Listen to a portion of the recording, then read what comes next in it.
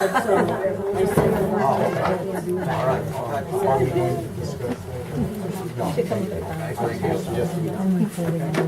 absolutely not. But I think that there are other things that are. All right, let's call this meeting to order.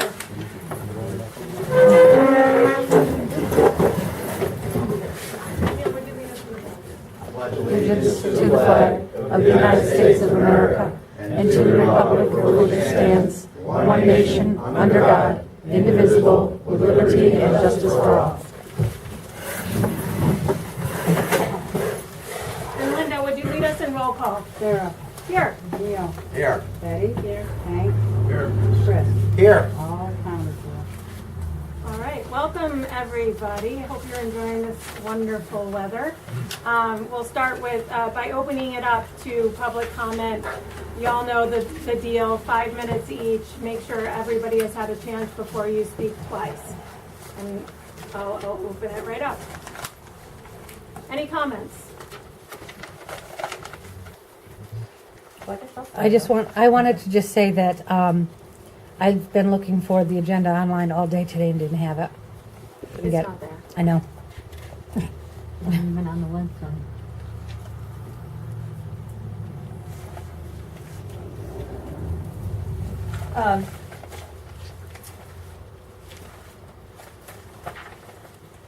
Sandy McCullough from Horning Road.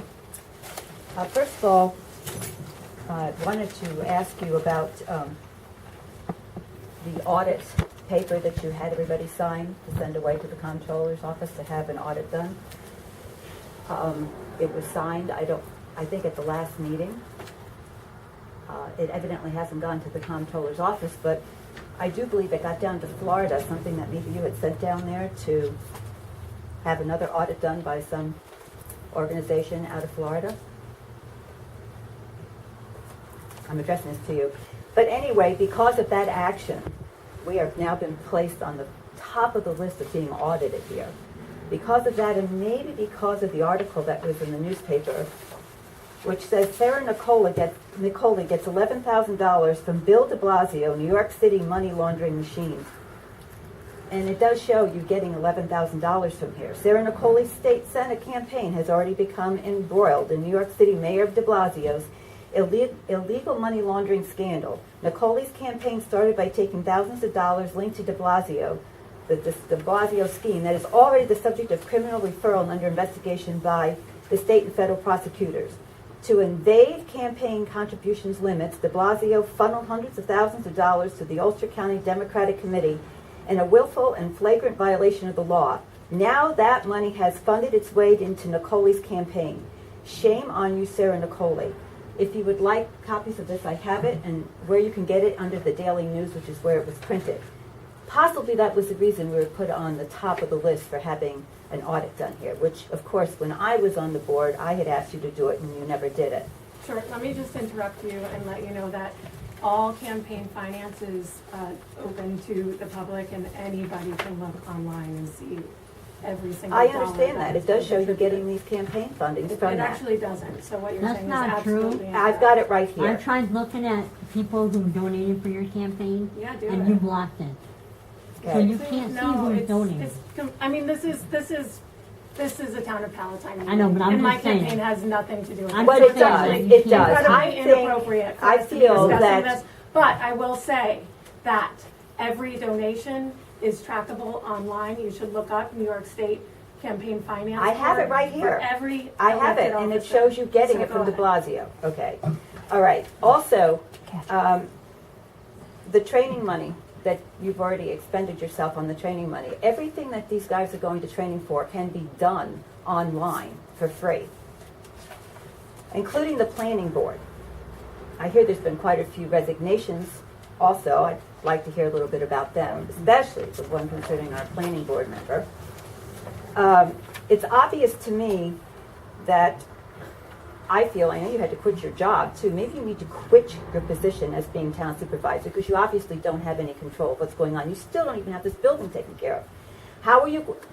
You went to a meeting, Mr. Yurden. You saw what it was like when the DA was here and all the people that were here.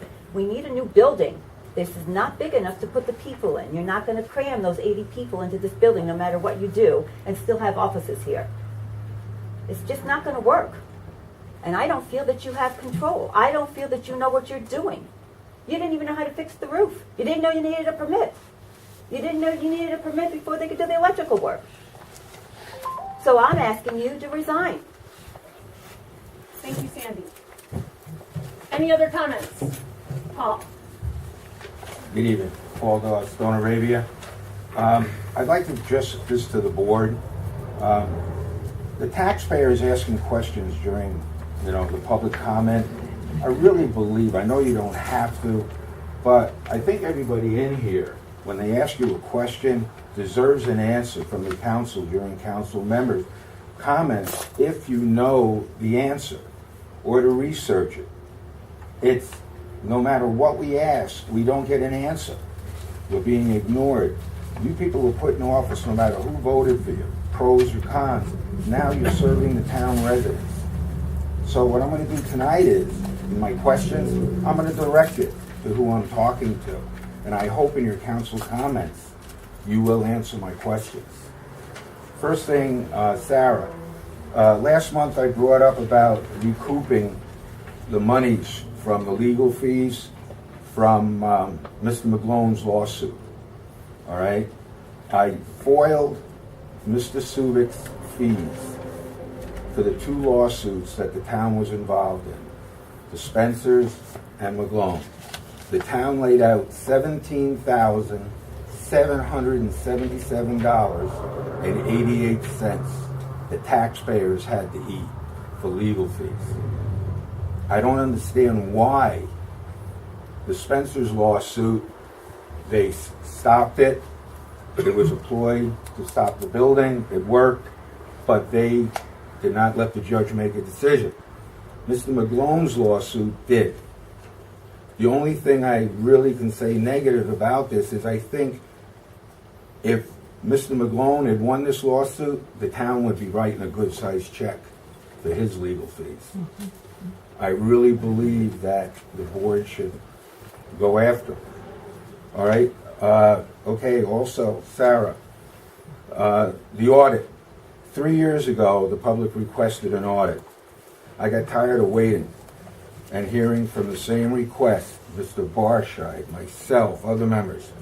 So I contacted an acquaintance of mine in the Attorney Criminal Justice Public Integrities Bureau of the Attorney General's Office, March 30th, 2016 in New York City. I have 3 letters of correspondence from the Attorney General, the Chief Examiner, Jeffrey Leonard, whose team covers Montgomery County and the town of Palatine, has been put to the top of the list due to the fact that we haven't had an audit in over 14 years. That's just one of the reasons. A letter of notification of the said audit was written and mailed on May 17th to the town supervisor and was received May 20th. I got a CC on that because I have the formal complaint and I have it on the letters. I don't understand if the supervisor got the letter on the 20th, why at the last board meeting she didn't notify the public the town was going to be audited. You're talking 5 days prior. Okay? Again, to May 9th, 2016 from the controller, that of that date, no letter was ever received. No letter was ever received from the town of Palatine signed by the board for a request for an audit.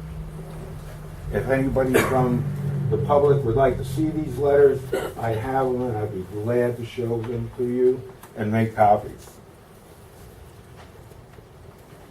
Oh, you got 1 minute. Okay, 1 minute? All right. Mr. Novak, since you volunteered to be in charge of the revamping the building, what's been done in 6 months? Nothing. We got a roof leaks.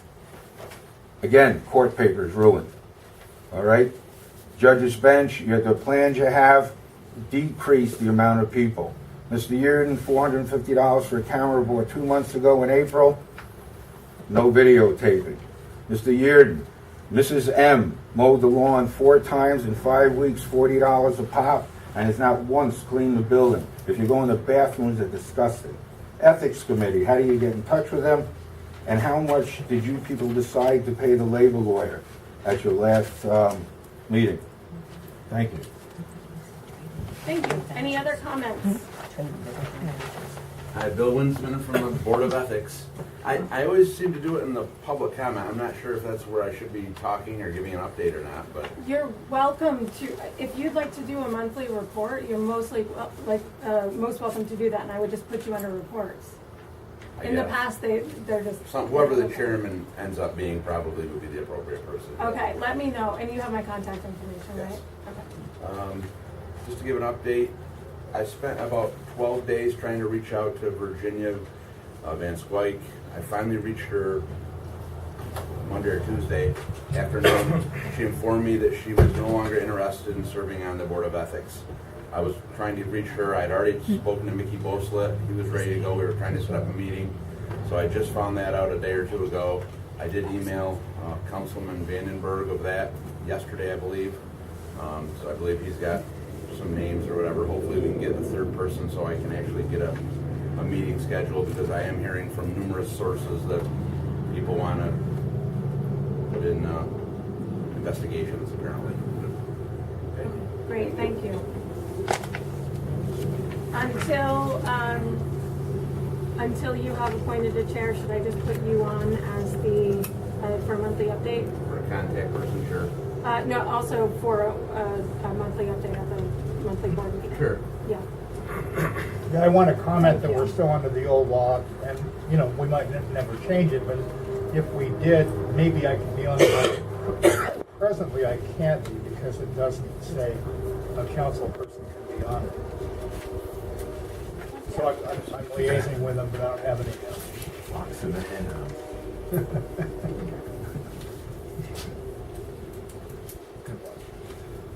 Thank you. Skip. I wonder if there's anything been done to draw up rules for the placement of solar farms. In other towns around here, there certainly has, and there's a lot locally about the town of Amsterdam in the Amsterdam paper, and I would assume it's in the hands of the planning board, and they will probably give a report, and I'm very glad to see a planning board report on the agenda. He did a great job last time. Thank you, Skip. Any other comments? Michelle? Just a couple quick things. As far as the training goes and the signing of the vouchers, I would be concerned that people are signing their own vouchers. If that is, in fact, what's going on when you go for training, you should be signing your own. And just one thing, I have a very big concern about people on this board appointing their wives, paramours, partners, whatever you want to call them. Nepotism, the practice among those with power or influence of favoring relatives or friends, especially by giving them jobs, whether paid or unpaid. I just think it's an impropriety. Thank you. Any other comments? Margaret? Margaret Schlotzauer. I noticed that you are seeking a town historian, and this is the 4th request from you, Sarah, who you said you would write a letter, give it to Linda to type and send out to people who would apply for the various jobs. That has not happened. And why do you need to advertise for a town historian? You certainly must have applications left over from the first time. But you didn't advertise that. You just appointed somebody without advertising. Now this time you feel to advertise it? That's the question. Thank you. You're welcome. Any other comments? Okay, then we'll need the motion to close public comment. I'll make that motion. Second. All in favor? Aye. Any opposed? Any abstentions? Okay, let's move on to reports. Art? All right, since last month, we had a heavy rainstorm go through a portion of the town on Memorial Weekend. We had a couple roads with light damage, which we repaired the following week. We regraded the dirt roads and applied calcium to them. We finished mowing first pass. In between, a couple odd guys have been ditching, shouldering, and some culvert work. Cutting tree limbs that are low and in the roads. Currently, we are working with the village, with Rodney from the Village of Palatine Bridge on their Trailer Street project up here. Trailer Street was a pretty dismay. It's a narrow street and rough. They're widening it, so we actually we widened the road about 5 feet on each side, dug up material, put pressure run back in for them, and next week we're going to put blacktop down to a sub base of blacktop down for them, and they're going to have it retopped.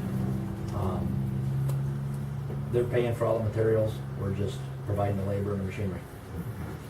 Is that gonna get a truck through for you better now? What's that? Is that gonna get the truck through better for you? Just makes more plowing for us is what it does, but the end of Trailer Street is privately owned and they're trying to get it turned over to the village, and it's 24 feet wide. So they're making Trailer Street match up with what's on the other end. Trailer Street was probably 16 feet wide, you know what I'm saying? And then it Yeah, went some like part you probably that. couldn't get around. So now they're straightening a little curve out, and it's gonna be a wide street, nice wide street when you get done. Just doing some intermunicipal stuff, you know, the village taxpayers pay town taxes too. So, you know, we're glad to give Rodney a hand when he asks for it, and in exchange, if we need manpower, sometimes Rodney will come up and give us the help with manpower. So, we work together quite a bit. The last thing I got is the blacktop bids. Which I see there's 3 of them, I think. We have to add that to the agenda. Sure you have those in the maps? I think you got a representative here from Curtis Stone. Yeah, let's open them. Do we need a motion to open them or just? All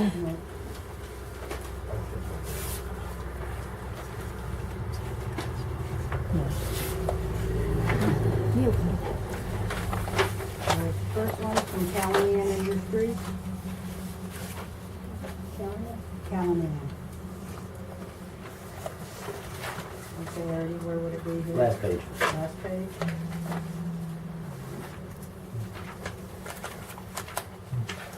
Oh, they had a bunch of stuff. It's Yeah, page yeah. 20. Page 20? Page 20 blank. No, page 29, is it? Is it? No, they put it right in front. Is that it? Looks like this. It looks like that. No?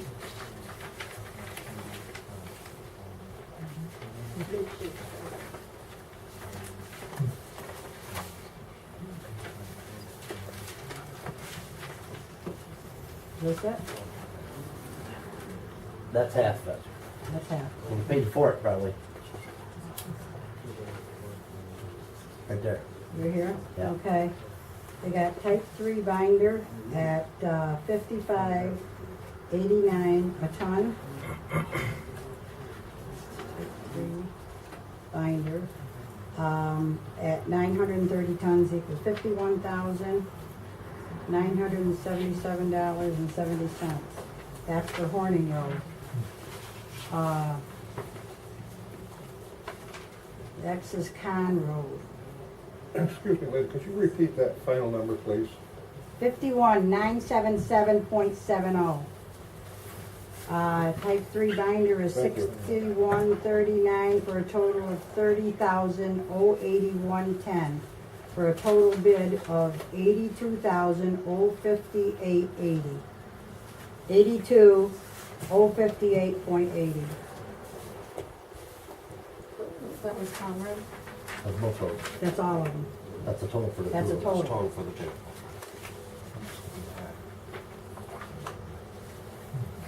All right, what do we have to work with there? How much money do we have to work with? Actual CHIPS money from the state between CHIPS and Pave New York is 81,333 or 331. But there's $140,000 in the paving budget. Okay, thank you. All right, this next one's from Hanson Aggregates. For Horning Road is $55.69 a ton, for a total of $51,791.70. For Con Road, it's $57.10 a ton for $27,979, for a total of $79,770.70. 79777.70. And the last one is from Cobuskill Stone. Who's talking about?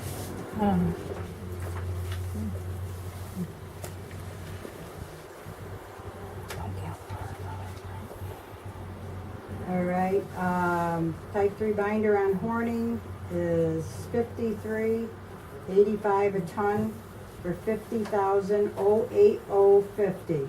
$50,080.50.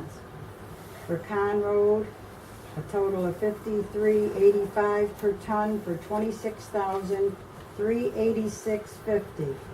For a total for both of $76,467. 764700. What was the total for Palatine?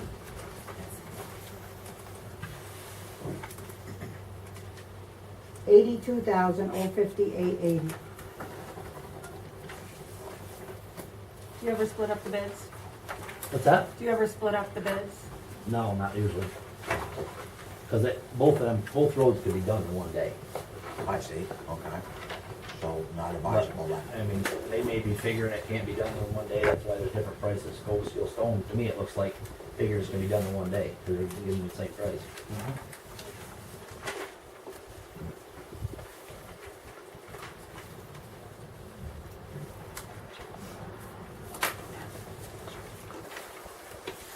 And just, I forgot to bring the paperwork with me, but I believe the county bid for this year to buy type 3 binder out of St. Johnsville cost us more than that, and this dollar is applied on the road and roll. Done. Done, over with. All we gotta do is supply flagging. Okay. So we need the motion to approve the bid for, if the lowest bidder is Cobuskill Stone. Cobuskill Stone. Let me ask one question. Have you had experience with all three of these firms, and what do you think? What's your opinion on who's going to do the best job for us? All three are big companies, they all do good work, you know what I'm Okay. saying? We tried a different pavement one time, a few years back, state came out with what they call super pave. We tried it, it didn't work, it don't hold up to the Amish.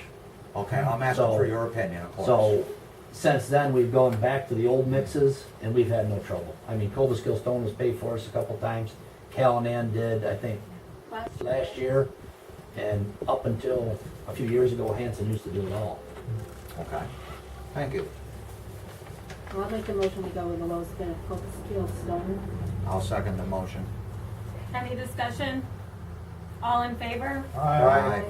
Any opposed? Any abstentions? Great. Hey, that's all I got, unless you guys got any other questions. No. Thank you. Thank you.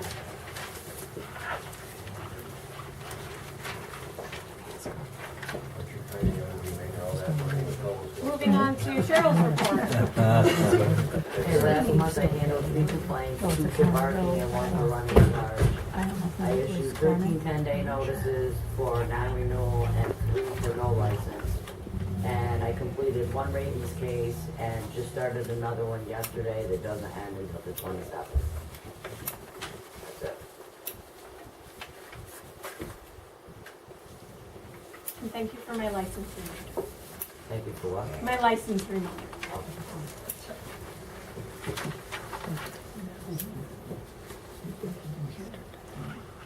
Cliff? You don't have a written report, only because a couple permits went out and only a couple CCs were done. I'm holding on 4 permits, so everything will be thrown in with next month's written report. So this will be a verbal report. I'm holding on 4 applications. 2 will be going out on Monday. We're waiting on contract with insurance. We're waiting 1 on a variance from the zoning board. And then we have 1 more, a couple is building new garage, but they're not sure on which contractor they're going to pick. Which they're not gonna start that until the middle or the end of July, so they still have time to find a contract. So those are the only four that I'm holding on.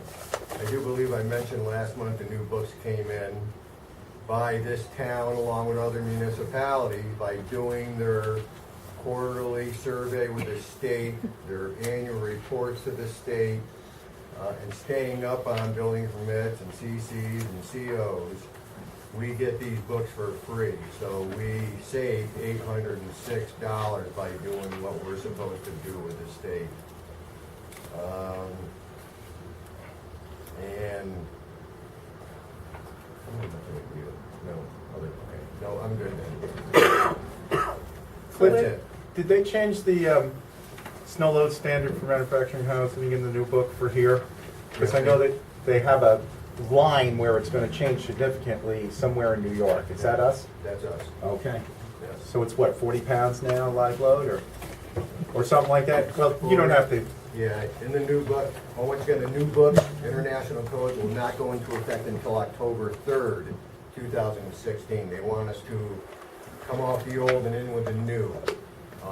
But once October 3rd hits you, unless I sit down with you and we go through this new book yet, I just unwrapped them and smelled the new pages. No, I was just curious because I just read this week that they've changed the standard, and that's why I was asking. And it looks like it's like right where we are is the highest standard in the country. So I think we were a region 4, but with the snow and wind loads, as they up the wind load, that I do believe are now, they classify us as a region 5, which is all northern. That's it. We're right, the highest we can be. Okay, thanks. Sure.